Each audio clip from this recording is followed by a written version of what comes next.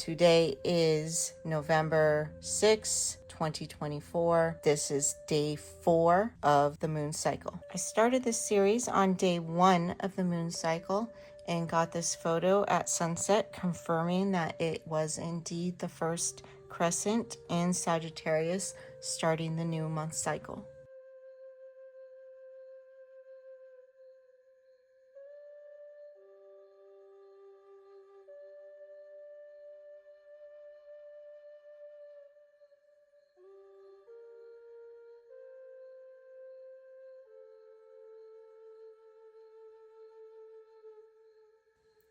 I have a whole Enoch series breaking down the Luminaries book. That's why this channel is called Law of the Luminaries. And this particular chapter is explaining how the moon progresses through its cycle, which is what I'm doing now in this series by showing you in the sky.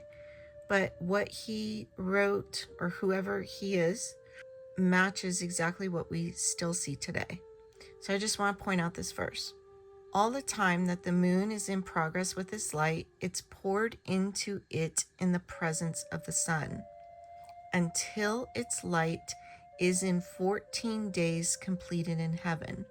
So 14 days, the 14th day, if you go back to video 1, you'll see that the 14th day is always the full moon. When you start at the first crescent, the 14th day is the full moon. So that's when its light is completed in heaven. Then, when it is wholly extinguished, its light is consumed in heaven. So then it moves on. This is the black moon, when you cannot see the moon for 2.5 days. It's so close to the sun. And we will get there at the end of this month. Well, you'll be able to see that. It's wholly extinguished.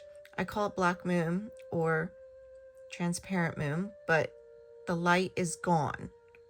Now there's a semicolon right here. This is a new sentence coming. And on the first day, it is called the new moon, for on that day, light is received into it. So then it explains that the new moon is the first day light is received into the moon. That is your first crescent moon. And that's why when you count from the first crescent day, the 14th day will be full.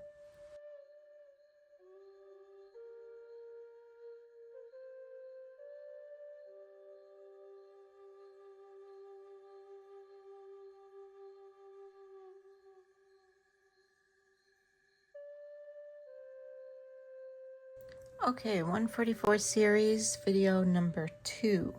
Please go watch video number 1, but I'm going to do a quick recap. The sun moves 1 circle a day. Each of those circles is going up 1 degree, up to Cancer, and then it goes down 1 degree. So that means each of these signs, which are not constellations, these are signs, the tropical system, signs of the universe. Each of these signs is 30 sections. So 1 degree, 1 degree, 1 degree. Now the moon moves in this inside vortex 2 to 3 circles per day. So this is 30 degrees, 15 degrees would be half, but its incline is steep, so it's actually moving 13.22 degrees a day. That's the average. Go watch my 13.22 video explaining how that number comes to be. So we got 1, and 1 plus 3 is 4, and 2 plus 2 is 4. So this is my 144 series, because this vortex, sun vortex, moon vortex, create a harmonizing frequency. It's a musical instrument.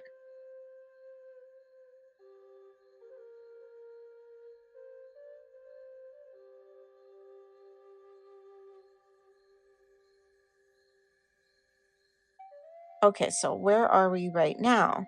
November 6th. The moon has entered Capricorn. Okay, it had its first day here, then its second day, So this is the second day Sagittarius moon. So the second day in the moon cycle for this month. That's Venus there above it. Sun setting over there to the right. It's third day. Okay, lucky for me, I got the third crescent today with this beautiful sunset to the right, creating these pink clouds. This is not an edit, this is real time.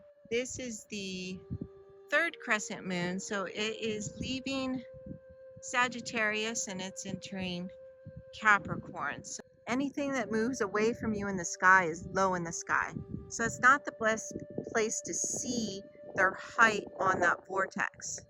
But the best place to see that height is 6 hours after it rises. So look up the rise time for your area, and that's where you will see that the moon is indeed low in the sky, mid sky in Aries, and high in Cancer. Okay, this is the tropical system because this sun and moon, both moon too, move between the tropics, between the tropic Capricorn and the tropic Cancer. So it's moving up and down between the tropics.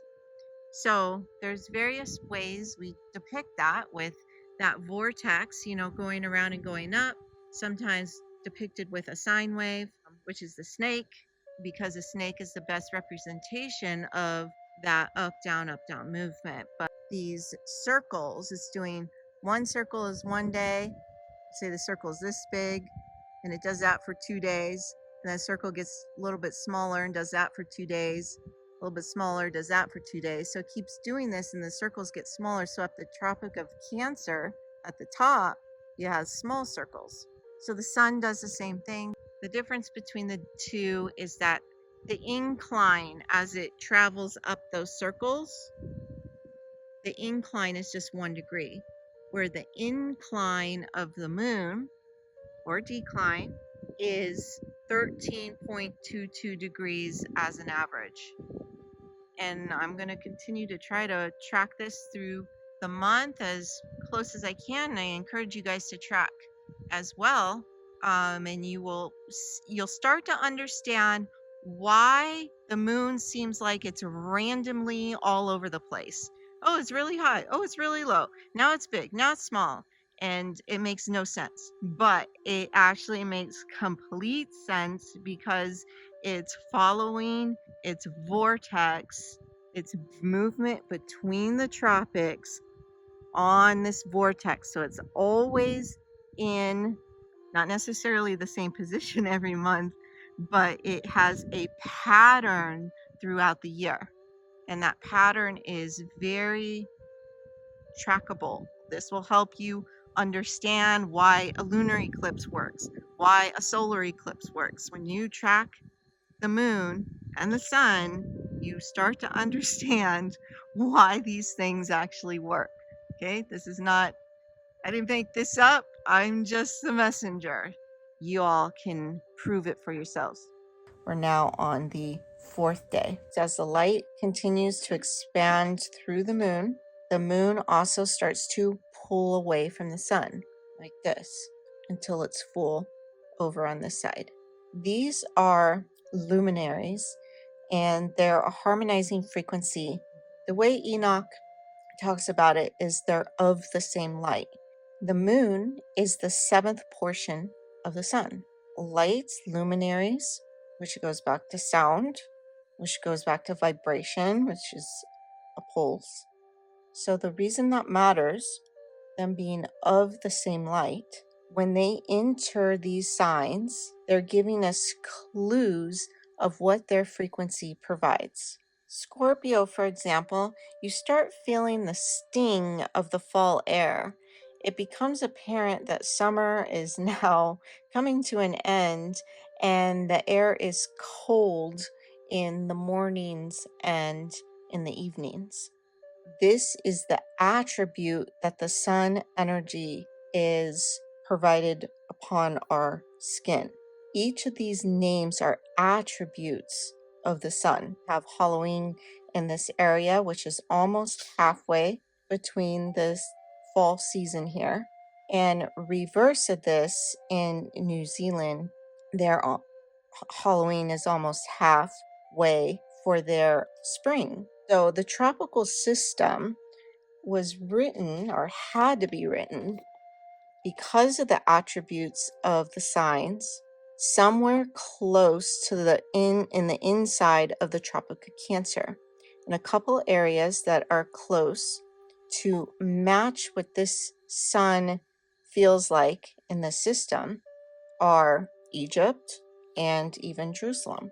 These are not constellations in the sky. That was not the original system. This is the original system because the sun's movement never changes.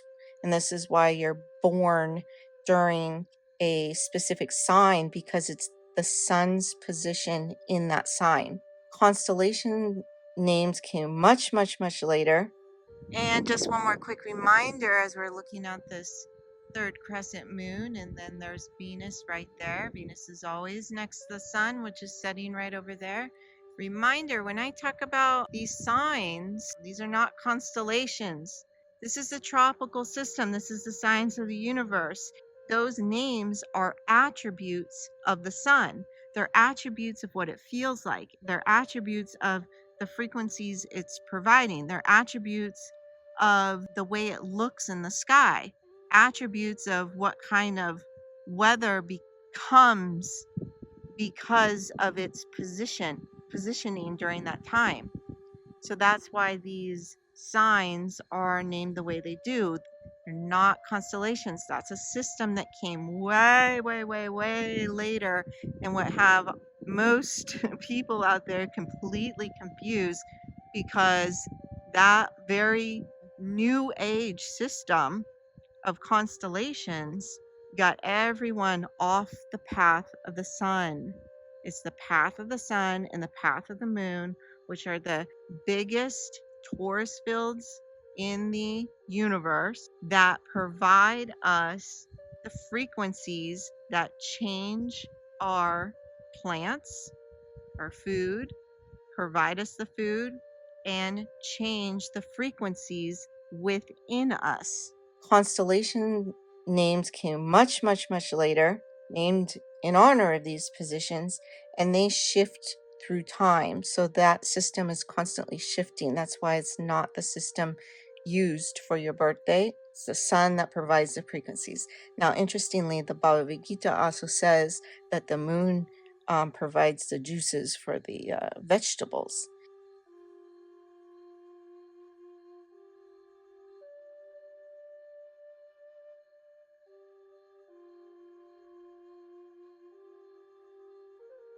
So, because this is a double harmonic system, when the sun is here in Sagittarius, it's the man with the arrow. And if you notice, if you live in this area within the Tropic of Cancer, the light of the Sagittarius sun is like straight into your windows. It's very beautiful in Sagittarius. It has that straight arrow feel to it. Now, November 6th, the moon is in Capricorn, so I'll talk about Capricorn as well. When the sun is in Capricorn, that's when the sun is starting to climb back up its vortex. So Capricorn is the goat climbing back up its vortex. That means the hours of daylight start to increase. So the sun is making its climb. So it's a goat. Other thing about Scorpio, if you notice, it's a water sign. And indeed, right where I live, because I live in California, so I very much match this system, because I live similar to where Egypt, Jerusalem would be in terms of its position next to the Tropic of Cancer. And we had our first rain. Sagittarius is a fire sign. That sun is low in the sky, shooting that shooting arrow, and it does feel very bright, lit up. And then Capricorn is an earth sign. That goat is climbing up that mountain. The sun is climbing back up. The light in the day starts to increase. Now the moon is in day 4. And the best place for you to see these positions in the sky, go watch the first video. Best place for you to see this is 6 hours after the moon's rise time. So look up the rise time for your area and you will see how the moon's height will change from here to here in just about 15 days. It'll be low in the sky, and in 15 days it'll be high in the sky. So it's doing 2 circles, 1, 2, Sagittarius, 1, 2, Capricorn. It's about 2 to 3, 1, 2, and it just keeps doing that till it gets up here, and then it goes back down. In terms of cell salts, we still have Scorpio here. The sun has moved a few degrees. It's on the 14th degree, so we'll move it down a bit. And that is still calcium sulfate. So in my system, the way I take cell salts is I take the corresponding cell salt to the position that the sun and moon are in. So I take calcium sulfate, and the moon is now in Capricorn. So then I will add calcium phosphate. So I'll take cell salt number 3 and cell salt number 2. Again, the brand of cell salt doesn't matter so much, but look at the inactive ingredients and make sure you're okay with that. May also want to take the cell salts, the 3 that you weren't in your mother's womb. Those deplete very quickly, so you may also want to add those in order to keep that at the proper amount. I take the corresponding cell salt as the moon moves through its signs. Without the cell salts, we create dis-ease. Okay, these are frequency that are provided through food because of the sun or in these seasons. It's giving the food certain minerals. But unfortunately, our food is not good. Our soil is not good. So we're always lacking at this moment in time. So it creates a disease system. Using cell salts helps align that frequency back with the sun and moon a little bit quicker than food alone, unfortunately. But I'm confident that one day we will get back to clean soil and be able to get everything we need from our fruits and vegetables.